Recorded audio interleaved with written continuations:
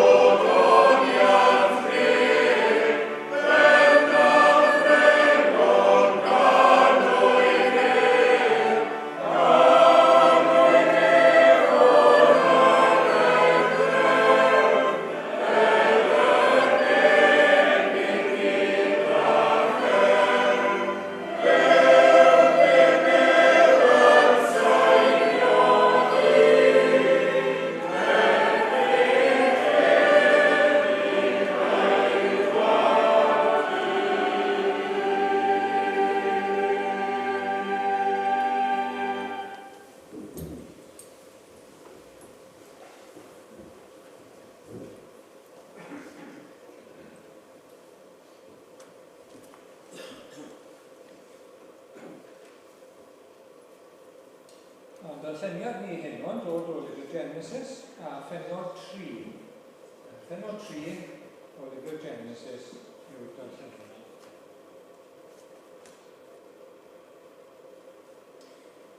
Yr oedd y saff yn fwy cyflwys na'r holl ddisgybulod gwyllt a wnaed gan yr arglwydd Dduw. A dywedodd wrth y wraig, a yw Duw yn wir wedi dweud, ni chewch fwyta o'r un o goed yr ardd. Dywedodd y wraig wrth y saff, cawn fwyta o ffrwyth coed yr ardd, Ond am ffrwyth y goeden sydd yn nghanol yr ardd, dywedodd Duw, peidiwch â bwyta ohono, na chyffwrdd ag ef rhag i chi falw. Ond dywedodd y sarf wrth y wraig, na, ni fyddwch farw, ond fe hwyr Duw yr agorir eich llygaid, y dydd y bwytewch ohono, a byddwch fel Duw, yn gwybod da a drwg. Ddeallodd y wraig fod y pren yn dda i fwyta honno, a'i fod yn deg i'r golwg, ac yn bren i'w ddymuno i ferid o'i thuneb, cymerodd o'i ffrwyth a'i fwyta. A'i roi hefyd i'w gŵr oedd gyda hi a bwytawodd ynta. Yna agorwyd ei llygaid hwyll dau i wybod ei fod yn oeth, ac mi asant ddau wrth i gysgren i wneud ffedogau iddynt ei hunain. A chlywsan sŵn yr arglwydd Dduw yn rhodio yn yr ardd gyda hwyr y dydd, ac yn guddiodd y dyn a'i wraig o olwg yr arglwydd Dduw ymysg coed yr ardd. Ond galwodd yr arglwydd Dduw ar y dyn a dweud wrtho, le rwyt ti? Tebodd yntau, clywais dy sŵn yn yr ardd ac ofnais oherwydd fy mod yn oed ac yn guddiais. Dywedodd yntau, pwy arwedodd wrthyt dy fod yn oed? A wyt ti wedi bwyta o'r pren y gorchmynnau sydd ti beidio a bwyta ohono? A dywedodd y dyn, y wraig arwyddais i fod gyda mi, a roes i ni o ffrwyth y pren a bwyteais yna. Yna dywedodd yr arglwydd Dduw wrth y wraig, pam y gwnaethos hyn? A dywedodd y wraig, y sarf am twyllo a bwyteais yna. Yna dywedodd yr arglwydd Dduw wrth y sarf, am i ti wneud hyn a wyt yn fwy melltigedig na'r goll anifeiliaid, ac na'r goll wisfilod gwyllt. Byddwn yn wisgo at y dorn ac yn bwyta llwch holl ddyddiad dyfodwyd.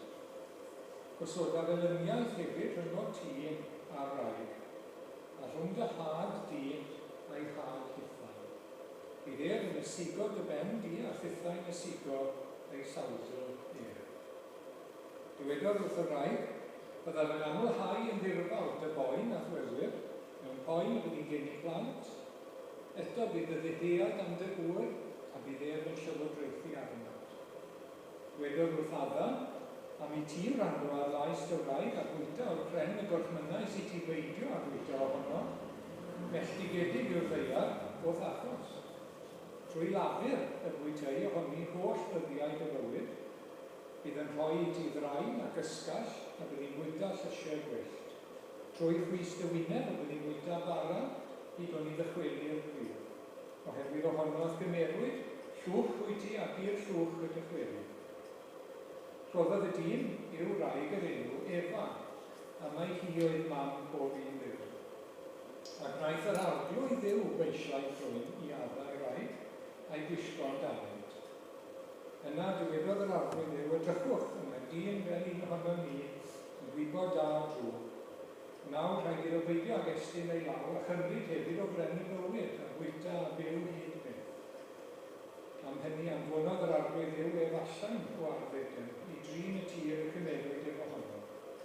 Gyrrodd y dyn allan ac osododd gerywiau i'r dwyrain o arddegau a chleddi'r ffanllid yn chwyddio i warchod y ffordd at bren y bywyd. Ni diolch i'r arglwydd am iau sanctaidd. Da ni'n droi nawr at yr arglwydd mewn gweddi gyda'n gilydd. Gawn ni weddio.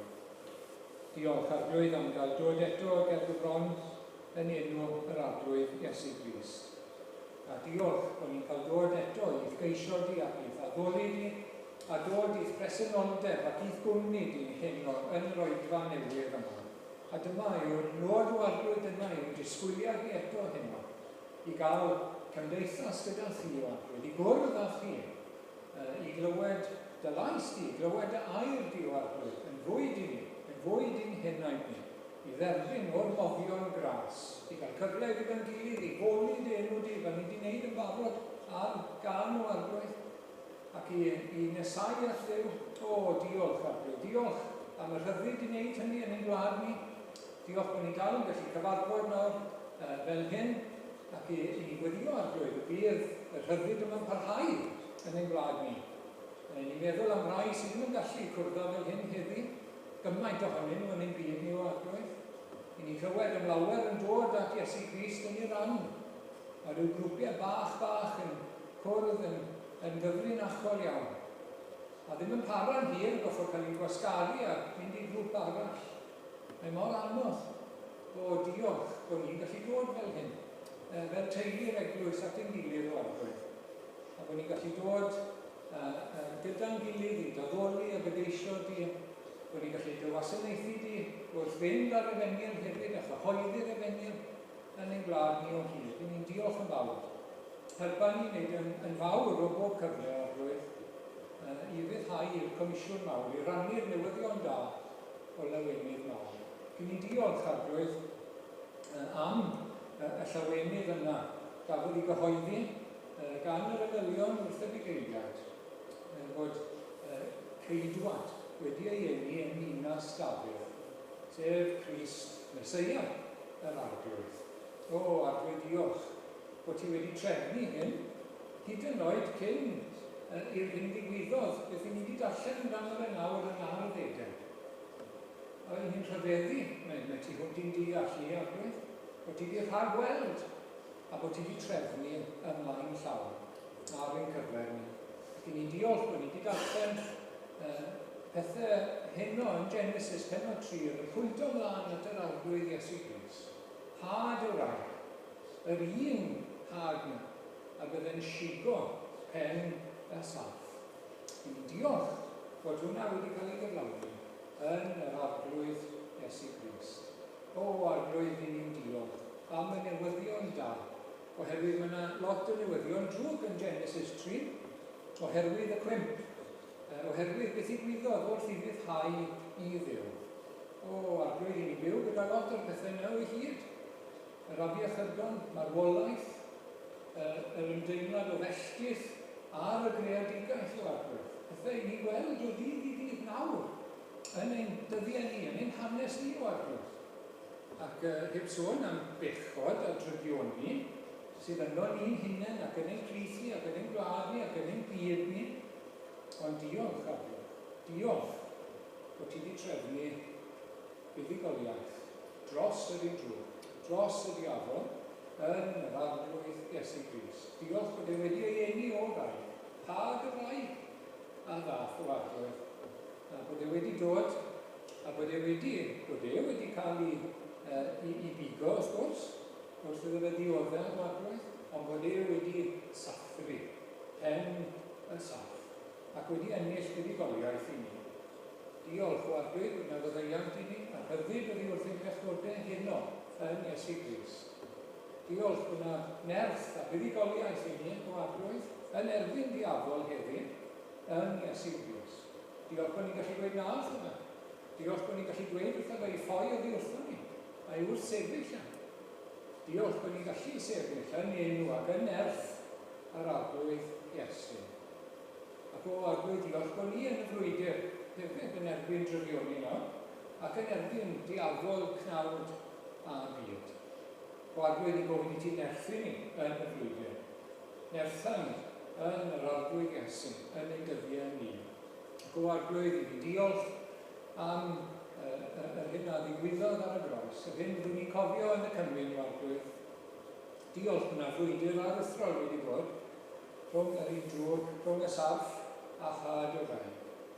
Ond diolch o arglwydd, os clwyfwyd dau, concwerodd un, a Iesu oedd e fe.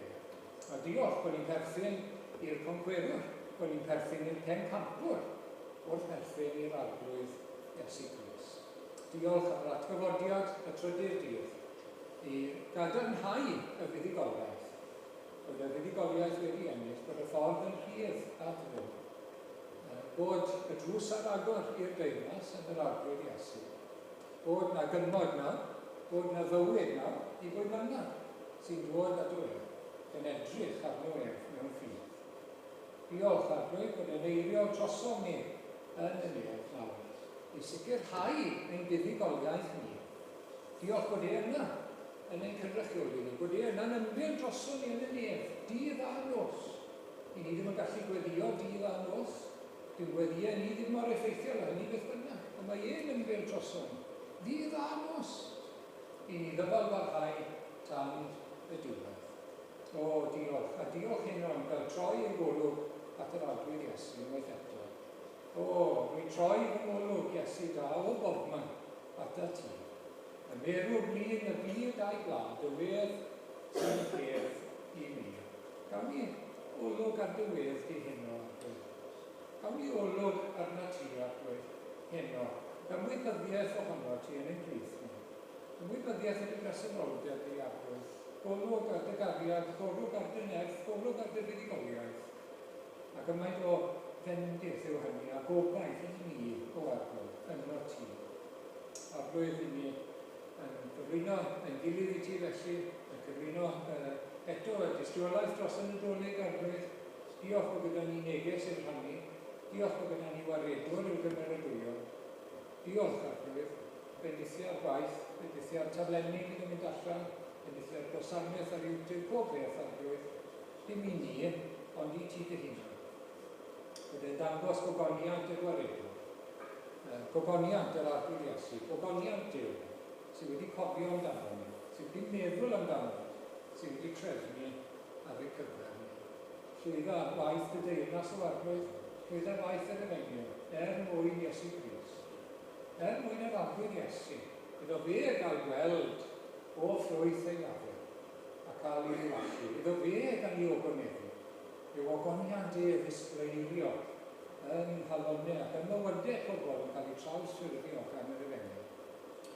Arglwydd, ni'n cofio mi'n gilydd hefyd rhai sydd methu bod gyda ni, rhai sydd yn gwendid, y llesgedd, rhai sydd yn y cartrefi, ni'n dal i gofio amdano nhw, arglwydd. Gofyn i ti cynnal a'i gwendithio nhw, yn ysau atyn nhw.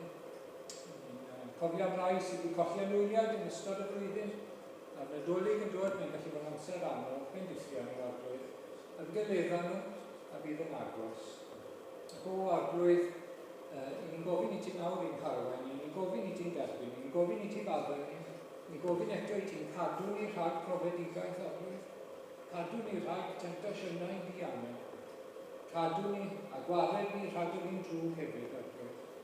O, ni eisiau bod yn sanctaidd, ni eisiau bod yn debyg i'r arglwydd Iesu, ni eisiau rhodio dy lwybrau di, arglwydd. Plîs cadw ni, fel y bigau da, fel y bigau nhw'n, cadw ni, arglwydd. O fewn sŵn dy lais di, bod ti'n ein harwain ni o arglwydd. Erbyn ein diolch nawr, ac arwain ni'n pellach, yn enw Iesu Grist. Amen.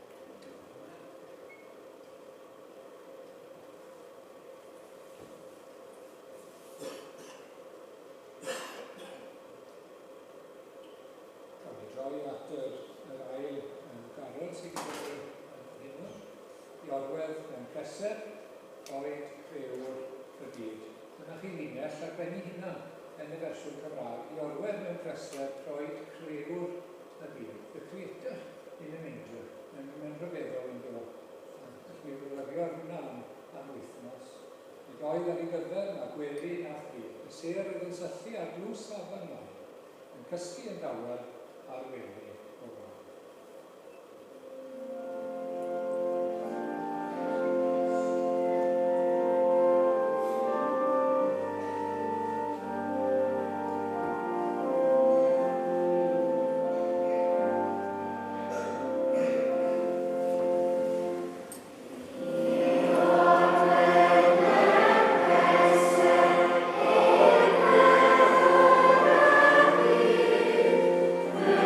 Oh,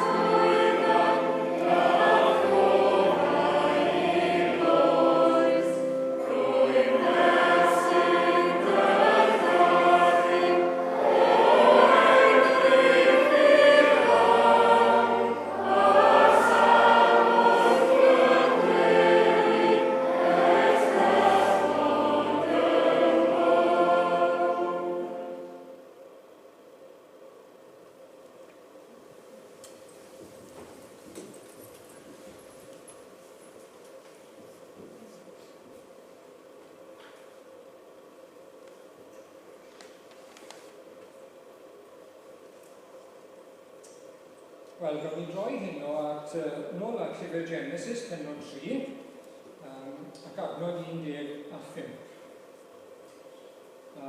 Yr arglwydd sydd yn siarad, gosoda ddylyniaeth hefyd rhwng ti, y sarf, a'r wraig, a rhwng dy had di a'i had hithau. Bydd ef yn ysugo dy bendid, a hithau yn ysugo ei sawdl ef.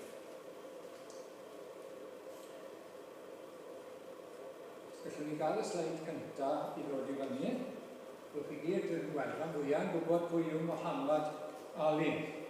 Paffiwr enwog oedd yn licio darogan proffwydo fel petai cyn y ffeit pryd oedd yn mynd i ennill. Pa rawnd oedd yn mynd i lorio y gwrthwynebwr. Yn cofio? A fel arfer oedd yn cyfansoddi'r bennill bach neu penillion i ddweud pryd oedd hynny yn mynd i ddigwydd. Weithiau, mi oedd yn digwydd, a weithiau doedd e ddim. Dim bob tro. Wel, yn yr adnod sydd gyda ni nawr o Genesis pennod 3, adnod 15, mae'r arglwydd Dduw yn proffwydo. A mae yn dweud pryd mae'r sarf, pryd mae'r diafol yn mynd i fynd lawr. A mae'n dweud pwy sy'n mynd i wneud sef had o wraig, a mi ddigwyddodd e. Mi ddath i fod yn union, fel mae'r holl proffwydoliaethau yn dweud yn y Beibl, wrth gwrs. Wel, y cefndir nawr fel chi wedi gweld yn y darlleniad, i ni yng Ngardd Eden, i ni ôl yn y dechreuadau, ac mae'r neidr yma, oedd falle gyda coesau cyn i ni, llusgo wedyn ni, wedi ei feddiannu gan y diafol, wrth gwrs, mae wedi creu hafog.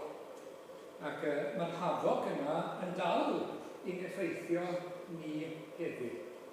A beth sydd fan hyn yn Genesis yn esbonio i ni llawer o pan mae bywyd fel mae yn y byd yma heddiw. Pethau i chi a fi yn ei brofi bob dydd, pethau sydd yn y newyddion bob dydd, pethau sydd ar y teledu ac ar y radio ac ar y papur ac yn y blaen. Os ydych chi eisiau esboniad, wel, i ni fynd ôl fan hyn. Lle roedd paradwys, wrth gwrs, a harmoni rhwng Duw a dyn a gydyn, dyn a'r greadigaeth. Lle oedd na harmoni, mae'r cwbl yn cael ei ddifetha. Mae'r cwbl yn cael ei sbwylo. A dyma beth ni'n galw fel arfer y cwymp, the fawn. Beth ddigwyddodd pan ddaeth pechod mewn i'r byd. Gwrthryfel, dyn yn gwrthryfela, rebel yn erbyn Duw. Pechod a'i ganlyniadau marwol ofnadwy. Nawr, ni'n gorfod cymryd tabledu weithiau, ond i ni. A pan chi'n cymryd tablets, chi'n cael papur gyda nhw. Bos chi'n edrych ar y papur, a weithiau mae'r list, rhestr hir iawn, possible side effects. Wedi gweld nhw, a rhywbeth yn mynd o dan, a nid y list yw hwn, ond just rhywbeth yndes i nefyd. Mae rhywun wedi rhoi nhw at ei gilydd fyna, rhai side effects i chi'n gweld pan chi'n darllen y restr yma. Wel nawr mae'r hanes yma yn dweud wrtho ni am y side effects, y sgil effeithiau oherwydd pechod. Gallwch chi ddim gwrthryfela yn erbyn Duw a mae popeth yn iawn. Nid fel yna mae'n digwydd. A dyna ddath ddigwydd, wrth gwrs, bod yna sgil effeithiau peryglus iawn wedi dod, a triennus iawn wedi dod oherwydd pechod dyn. Yna restr ohonyn nhw'n nawr yn dod. Sori, doedd ddim lle i roed y ddwy iaith fan hyn nawr, so fi wedi rhoi nhw gyd fel yna. Beth cyntaf, effeithio, side effect nawr, effeithio perthynas dyn a Duw. Wnaethoch chi sylwi, unwaith oedd Adda ac Efa wedi cymryd o'r ffrwyth yna, A Duw yn dod i'r ardd fel arfer i gael cymdeithas gyda nhw. Ydych chi sylwi beth wnaethon nhw? Cuddio. Rhedeg i guddio. Rhedeg oddi wrtho. A chi dristwch, a chi tragedy. Yn lle bod nhw'n mwynhau cymdeithas Duw nawr, rhedeg bant. Mewn cywilydd. Rhedeg a cuddio oddi wrtho fe. A mae hwnna'n rhan o'r natur bechadurus ni yn heddiw wrth gwrs. Pam mae'n rwyddach i ddyn yn naturiol i rydeg bant oddi wrtho ac i rydeg eto yna. Fel petai yn cuddio oddi wrtho yna. A troi draw oddi wrtho yna. Mae gyd yn dod o fan hyn. Mae gyd i weld fan hyn. Na'r un cyntaf. Mae'n effeithio perthynas Adda ac Efa, wrth gwrs. A straen yn dod yn y tro cyntaf i'w perthynas nhw. Wrth i'r rai cael ei thwyllo wedyn i ddylanwadu ar y gŵr ac mae straen yn dod. Wrth gwrs, mae hwnna gyda ni o hyn. Straen yn ein perthynas â'n gilydd. Straen yn ein perthynas â Duw. Straen yn ein perthynas â'n gilydd fel cydyn. A hyd y lle i hyd. Gyda bod yn unigon, gyda bod rhwng grwpiau ei gilydd, rhwng gwledydd a'i gilydd, straen yn perthynas dyn a dyn. Wedyn ni, newidiadau mewnol yn yr ysbryd. Cydwybod y ioc. Cywilydd. Lle roedden nhw'n ddiniwed, ger bron Duw. Cydwybod y ioc. Cywilydd. Trial cuddio ei hunain. Ac wrth gwrs, natur bechadurus yn dod wedyn ni. Cywilydd ac yr embaras wrth feddwl am Dduw. Ac cyflwr o wrthryfela ac ylangu pechod wedyn a niferhau i Dduw yn dod yn batrwm ac yn norm yn ei bywyd ni. Ond y newidiadau yma yn y cydwybod. Dim mwynhad, dim bod yn ddiniwed ger bron Duw, ond yr eogrwydd mae'n dod. A'r newidiadau corfforol yn dod, oed, gofid, heneiddion, marwolaeth. O'r llwch ti'n dod, ac i'r llwch fydd i ddim mor. Ar un yw hanes bob un hwnna. O'r llwch i ni wedi dod, ac o'r llwch i ni wedi dod. Mae'n dal gyda ni hefyd. Sgil effaith pechod yw. O fan hyn wedi dod. Hoenau, salwch, allegion, marwolaeth, profedigaethau, o fan hyn wedi dod. Wrth gwrs, agwedd Duw at ddyn. Mae'r berthynas wedi cael ei effeithio, a nawr mae'n cyhoeddi barn, mae'n cyhoeddi disgybleth, mae'n cyhoeddi mesur o farn ar y wraig, mesur o farn ar y gŵr hefyd. Ni wedi darllen yn y darn hynny. Mae e nawr fel barnwr, wrth gwrs, yn y ffordd mae'n ymwneud â nhw. Maen nhw wedi troseddu. Wedi colli rhywbeth o'r berthynas tad a phlentyn. Mae'n y barnwr nhw. Maen nhw wedi troseddu. Ac mae'n effeithio'r perthynas nhw a'r diafol. Maen nhw wedi eu twyllo ganddo fe. A maen nhw wedi dod o dan ei afel. Fel petai nhw wedi dod o dan ei awdurdod yn tywysod y byd hwn yn gaeth weision iddo fo. Wedi cael ei bagu, wedi cael ei trapio gan ei drwg. Dyna'n cyflwr ni, naturiol, bob un ohono ni. Mae'n effeithio ein perthynas ni â'r cosmos, a ddeiar, y greadigaeth, a ddeiar yn cael ei melltithio. Apostol Paul yn dweud yn y Rhufeiniad bod yr holl greadigaeth yn ocheneidion am ryddhad a fydd Iesu Grist yn dod yn ôl. Yna felltith, yna fesur o felltith ar y ddeiar, ar y greadigaeth. Sut ni'n gwybod hynny? Pam yna tornado yn digwydd yn Kentucky? Pam yna ddeiargryn yn digwydd? Pam yna lifogydd yn digwydd? Weithiau, mae dyn yn uniongyrchol yn gyfrifol wrth gwrs. Am lawer o bethau. Ond hefyd, yna fesur o gosb ar y greadigaeth. Yna fesur o farn ar y greadigaeth. Dio ddim yn llwyr, ond mae yna. Ac yn gweld ia, yn dioddau o hwnnw fe. Chi'n gweld i'r pechod ddim yn ddi-effaith. Mae'n side effects, mae'n ganlyniadau. Mae'n bwysig bod ni'n cofio hynny. A mae yna effeithio berthynas dyn a'r tir, mae'n mynd i fod yn anodd llun y tir. Dwi'n mynd hawdd, mae yna fel sy'n rhyw frwydr rhwng dyn a'r tir i gael cynnyrch a gweithio'r tir, nid fel o blaen mae'n amlwg. Mae gwaith yn dod yn llafurus ac yn galed. Mae'n anodd dal ati. A maen nhw'n cael eu bwrw allan, wrth gwrs.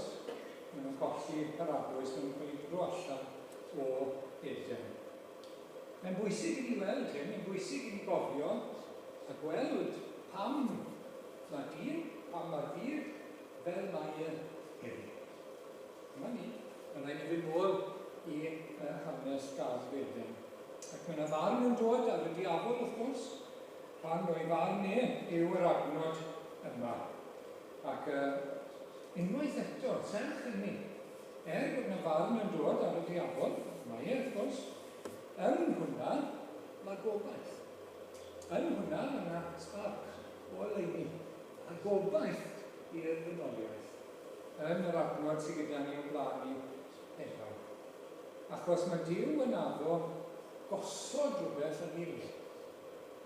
A mae'r gair gosod fan hyn yn air cryf iawn. Gosod. A dyma beth i ni'n darllen, gosodaf elyniaeth rhwng ti a wraig a rhwng dy had i a'i had Oedfa'r. Ac mae'r gair yn gryf iawn. Chi wedi gosod rhywbeth yn ei le. Set in concrete, set in stone. Mae'n adnodau eraill, dwi wedi rhoi un enghraifft, Job penod 7. Pa beth ydyw dyn i ti ei fawrhau a phan osodit dy feddwl arno. That you set your heart on him. Beth yw dyn? Gosod. A chi'n meddwl am y taflegrau o'r nadw yma, yr missiles yma. Ac maen nhw'n gosod ar y target ydyn nhw. Maen nhw wedi osod a'i osod mewn. A wedyn mae'n hedfan, ond mae'n mynd at y target. Fix, wedi osod yna. Ac chi'n meddwl am rhywun yn gosod magl, gosod trap. Chi'n gosod chi'n agor chi'n gosod e'n barod. Fyna. Mae'r gair yn air cryf. Ac mae'n bwysig bod ni'n tynnu sylw ato fe. Mae Duw nawr wedi gosod rhywbeth. Yr elyniaeth nhw. Rhwng had y saff a rhwng had y wraig. Rhwng dy had i a'i had Oedfa'r. Nawr mae'r gair had yn air diddorol iawn, mae'n air cymleth. Achos mae had, fel sydd yn Saesneg, yn gallu golygu llawer, neu mae'n gallu golygu un. Yr un gair yw. Ac yn Genesis mae'r gair yn digwydd lot rawr. Ni'n clywed yn had Abraham, wrth gwrs.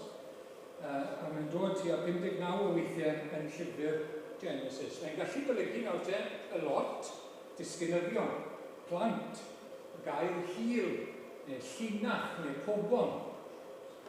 Ond ar y llaw arall, mae'n gallu golygu un person. Mae'n gallu golygu un person, un had, yr had. Ac wrth gwrs, pan ni'n sôn am had Abraham, mae'n gallu golygu plant Abraham, ond mae'n gallu golygu un, sef y Meseia. Had Abraham. Fel mae'r Apostol Paul yn dweud yn y llythyr at y Galatiaid. Ac i ni gweld efo'n hyn nawr te, mewn dwy ystyr, yn yr un adnod ac wedi gwir. Had y sarf yw pawb sy'n perthyn yw dyrnas wrth gwrs. Gyda bod nhw'n angylion sarthedig, demoniaid, pechaduriaid, colliedig. Chi'n cofio Ioan Fydyddiwr yn galw arweinwyr crefyddol i fydd epil gwyberod.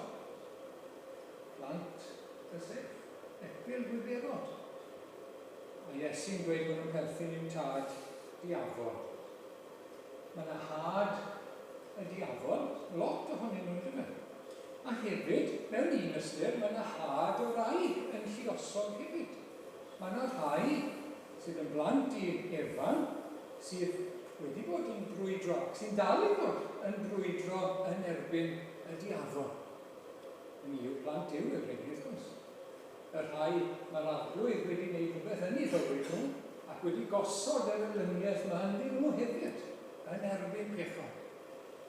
Ac oedd yna rai ffyddlon yn yr Hen Testament. A rai yn y Testament Newydd a rai o'r hyd, wrth gwrs. Maen nhw'n had Iesu Grist, maen nhw'n had y wraig. A mae'r un gelyniaeth yma yn erbyn yr undrwg. A mae'n arwydd, wrth gwrs. Mae'n arwydd i ni. Ydy ni wir yn un o bobl yr arglwydd. Oeddi'r elyniaeth yma yna ni. Yn erbyn pechod. Oeddi wedi gosod yno ni. Oeddi yn set yno ni. O'n i eisiau ymladd pechod. O'n i eisiau ymladd Satan. O'n i eisiau ymladd diafol, cnawd a byd fel petai. Pechod yn ei holl ffyrdd. Ond wrth gwrs, wedyn ni, mae e'n dod yn unigol. Ac i ni darllen fan hyn, yn yr ail ran o'r adnod, bydd ef. Bydd ef yn ysugo dy ben di, a thithau yn ysugo ei sawdl ef. Felly, un yw hwn nawr, yn cael ei eni o rai. Wrth gwrs, yr arglwydd Iesu yw yna. Wedi ei eni o rai. A mae yna broffwydoliaeth fan hyn nawr ten, o frwydr. Gwrthdaro, yn gwrs bod yna y sarf yn pigo ac yn sigo, ond wedyn ni yr had yn sathru pen y sarf. A mae yna frwydr. Mae'r naill yn clwyfo i gilydd, ond yr had sydd yn ennill. Iesu hunan yw'r hwn, wrth gwrs. Mae'n emynau ni yn llawn o'r ddysgeidiaeth yma. Mewn addewid, gynt yn Eden, yn ei anghyffrys, fe gyhoeddwyd had awr. Mewn addewid gynt yn Eden, fe gyhoeddwyd had awr. Gwrs, gafodd Iesu ei eni o wraig, ac nid o ddyn, wrth gwrs. O'r ysbryd glân ac o wraig. Dath e'n ddyn, i'n deiar ni, i fynd i'r ormes yma, i fynd i'r ffait yma, yn erbyn diafol. A gafodd ei glwyfo a'i sigo yn ei sawdl fel petai. Gafodd ei demptio. Droion. Sawl cais i'w faglu fe. Gan ddynion, gan yr undrwg, yn niweidio fe. Oedd yna dynllwyn yn dod yna, plot i'w ladd fe. Gafodd ei wawdio. Gafodd ei gyhuddo ar gam. Gafodd ei frydychu a'i adain. Gafodd ei groeshoelio. Y cyfan ydy yr undrwg y sarf yn sigo a'i sawdl. Ond ar yr un pryd, wrth gwrs, pan oedd e ar y groes, a pan oedd e yn y frwydr, oedd e'n sathru pen y sarf. Wrth brofi marwolaeth tragwyddol ar y groes, wrth brofi uffern ar y groes, oedd e'n sathru pen y sarf. Ac yn ennill y dydd, wrth gwrs. A mae'r fuddugoliaeth, mae'r atgyfodiad yn brawf bod e wedi ennill y dydd. Fe wedi dioddau, meddai yr awdur at y Hebraeaid, mwyn diddymnu, delete, wipe out, yn ei hwn sydd ar grym dros farwolaeth, sef diafol. Fe wedi dioddau ar y groes i wneud hynny. Total wipeout. I ddiddymnu yr hwn sydd â grym dros farwolaeth, sef diafol. Roedd fe farw dros ein pechodau ni, oedd e'n ryddhau ni. Hynny yw, pob un o'i bobl. Oedd e'n marw dros ei bobl. Pob un sy'n credu yn nhw. Yn cael ei ryddhau rhag y grym marwolaeth ysbrydol, marwolaeth tragwyddol, a marwolaeth corfforol yn y pen draw. Cael yn ryddhau o afel ac ei thiwed pechod a Satan. Eithon ni restr gynnau o'r side effects o bechod yn dda. canlyniadau. Wel, mae dim ond yn iawn bod ni'n cael rester nawr o ffrwyth gwaith Iesu Grist. Mae'n bwysig iawn. Os nid pechod sydd ar gael ola, mae pechod yn gyfrifol am gyflwr y byd a bod yn syrthiedig, ond mae Mab Duw wedi dod i'n byd ni. A nawr, mae yna side effects neu ganlyniadau gwych. Fel pan chi'n cymryd y gofio, fel arfer, chi wella. A mae wedi dod i wella yn sefyllfa ni. Felly, os oedd perthynas ni a Duw wedi cael ei bellhau, wedi cael ei bwrw allan o'r ardd, nawr mae'n agynod. Mae gyda ni heddwch a Duw, trwy ei farwolaeth ar y gros. Yn ytrach na'r elyniaeth, yn ytrach na'n bwrw ni fant. Wnaethoch chi sylwi yn y darlleniad bod neb yn cael dod nôl i Eden. Oedd y cerubiaid yn cael ei osod, oedd cleddyf yn chwyrlio, fel bod nhw ddim yn dod at bren y bywyd. Wel, yr arglwydd Iesu yw bren y bywyd. Fe sy'n dod â ni at bren y bywyd, wrth gwrs. Fe sy'n dod â ni i fywyd tragwyddol. Achos pan ni'n dod i gredu yn Iesu Grist, nid yn unig i ni'n dod nôl i berthynas iawn â Duw, fel oedd gyda Adda ac Efa, ond ni'n cael mwy na hynny. I ni'n cael bywyd na all byth cael ei golli eto. I ni'n cael pren y bywyd tragwyddol. Yn yr arglwydd Iesu. I ni'n cael ein uno, Duw a dyn sydd un yn awr. Oherwydd ei fuddugoliaeth e.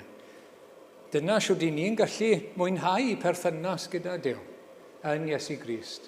Dyna siwr i ni'n gallu clywed ei lais e. Dyna pam i chi wedi clywed ei lais e yn eich galw chi. I edifarhau, i ddod ato fe. Dyna pam i chi'n clywed ei lais e nawr pan i chi'n darllen y gair, neu'n clywed y gair. Chi'n clywed llais yr arglwydd. Chi'n ymwybodol ohono fe. Chi'n ymwybodol o'i gariad. Chi'n ymwybodol o'i ras. Chi wedi dod nôl i berthynas gyda Duw. Oherwydd buddugoliaeth Iesu Grist. Wrth gwrs, mae'n uno dyn a dyn. Ni wedi bod yn gweld yn yr Effesiaid, yr Iddewon a'r cenhedloedd, a wal rhyngthyn nhw. Mor bell oedd hi wrth ei gilydd. Nawr yn dod yn un yn Iesu Grist. Pobl o bob cenedl, pobl o bob llwyth a gwlad ac iaith. Pobl gallai fod yn elynion o'r blaen, yn un, yn yr arglwydd Iesu. Uno Duw a dyn, uno dyn a dyn, wrth gwrs. Mae'n tynnu'r waliau lawr rhyngtho ni. Mae'n glanhau y cydwybod. Chi'n cofio'r effaith mewnol ar y cydwybod, ar cywilydd, ar ei ogrwydd ger bron Duw. Mae'n glanhau ein cydwybod ni. I ni'n cael ein glanhau trwy waed Iesu Grist, trwy gredu ynddo fe, i ddod at Dduw yn hyderus ac i fwynhau nesau at Dduw, i fwynhau presenoldeb yr arglwydd, i fwynhau ddod ato fe, i fwynhau Duw, i dechrau mwynhau Duw a'i ogoneddu fe. O ran y side effects allanol, corfforol, wel, mae gyda ni rhywbeth i edrych ymlaen ato. Weithiau mae'r arglwydd yn iachau, wrth gwrs, a mae'n drigarog iawn tuag ato ni. Ond byddwn ni yn marw, wrth gwrs, pob un ohono ni, os na fyddwn ni fyw pan fydd e'n dod nôl. Ond i ni'n edrych ymlaen nawr at gorff newydd hefyd. A mae gyda ni batrwm ohono fe, i ni wedi gweld patrwm ohono fe yn Iesu Grist pan gododd e o'r bedd yn fyw. Ac yn hir byddwn ni'n cael corff newydd, fel i gorff gogoneddus ef. Ein perthynas ni ar diafol mae yna ryddid. Di chi a fi ddim yn gaeth, di ni ddim yn gaeth weision pechod nawr yn Iesu Grist. I ni wedi cael ein rhyddhau. I ni'n gallu dweud na nawr yn enw Iesu Grist. I ni'n gallu gwrthsefyll yn nerth yr arglwydd, a trwy air ein Duw ni a'i addewidion ef, i ni'n gallu concro'r un drwg a concro pechodau. Dyna sy'n fod. Dyw e ddim i fod yn arglwyddiaethu arno ni ragor. Dyw pechod ddim i deyrnasu arno ni ragor, i ni'n rhydd yn Iesu Grist. Oherwydd buddugoliaeth yr arglwydd dros Satan, wrth gwrs. Yn bwysig bod ni ddim yn byw fel rhai sydd wedi colli'r dydd, fel petai ni'n perthyn i rywun sydd wedi colli. A'r diafol yn ein baglu ni ac yn feistr arno ni trwy'r amser. Na, mae'r arglwydd yn fuddigol. Mae wedi gosod ni'n rhydd, wrth gwrs. A ni mewn brwydr, i ni yn llithro, ond ni'n gallu dweud na hefyd. A trwy ras, ni'n gallu dweud na yn amlach, a sefyll yn amlach, wrth i ddyddiau ac amser i fynd ymlaen. Ac wrth gwrs, o ran ein perthynas ar greadigaeth, ni'n edrych ymlaen at greadigaeth newydd. Dyw hwnna ddim wedi dod eto, mae'r stormydd yn dal i ddod nawr, mae'r llifogydd yn dal i ddod. A maen nhw'n mynd i ddod, wrth gwrs, nes daw Iesu Grist nôl. Ond rhyw ddydd, fydd na nef newydd a deiar newydd. Fydd yr holl bethau yna wedi mynd, fydd pechod wedi mynd. A gwir gyfiawnder a heddwch yn teyrnasu. A fydd na fuddigoliaeth derfynol pan fydd Iesu Grist yn dod nôl, wrth gwrs, a'r gwahanu terfynol rhwng ei deyrnas ef a teyrnas y tywyllwch. Bydd e'n cael ei fwrw i'r tân, y llyn tân y brwmstan, a'i boenydio ddydd a nos am byth a'i bobl. Bydd na fuddigoliaeth a gwahanu llwyr pan fydd Iesu Grist yn dod nôl. Wel, fel o'n i'n gweud ar y dechrau, weithiau oedd Muhammad Ali yn iawn, a weithiau doedd e ddim. Weithiau oedd beth oedd e'n dweud yn dod yn wir, a weithiau doedd e ddim. Wrth gwrs, dynol oedd e. A falle taw bach o sport oedd e, dwi'n yn gwybod. Ond mae gair Duw yn dod yn wir. Mae proffwydoliaeth yr arglwydd yn dod yn wir. Mae wedi cael ei wireddu. A dyma chi Galatiaid nawr te, pennod 4, adnod 4. Pan ddaeth cyflawniad yr amser, anfonodd Duw ei fab wedi ei eni o wraig, wedi ei eni dan y gyfraith, i brynu rhyddid i'r rhai oedd dan y gyfraith, mwyn i ni gael braint mabwysiad. Nid dod at Dduw heno yng Nghrist fel barnwr i ni, ac fel troseddwyr ond fel plant yn dod at ei tad yn yr arglwydd Iesu Grist. Mae'r cwbl wedi cael ei gyflawni yn ôl yr addewid ac yn ôl ei air. Ac wrth gwrs mae gymaint o'r canlyniadau wedi dod yn barod, ond mae yna fwy i ddod ac allwn ni fod yn siŵr iawn y bydd y gweddill yn dod pan ddaw Iesu Grist yn ôl. Wel, ni'n diolch am y geiriau yma, am y broffwydoliaeth ac am had y wraig ac am ei fuddigoliaeth. Fan hyn mae'n gobaith ni wrth gwrs fel dynoliaeth i gyd yn yr arglwydd Iesu Grist. Oherwydd ei fuddigoliaeth mae gyda ni berthynas gyda Duw. Mae gyda ni fywyd tragwyddol, mae gyda ni ryddid rhag gormes yr un drwg. Gyn ni'n diolch i'r arglwydd amdano fe. Amen.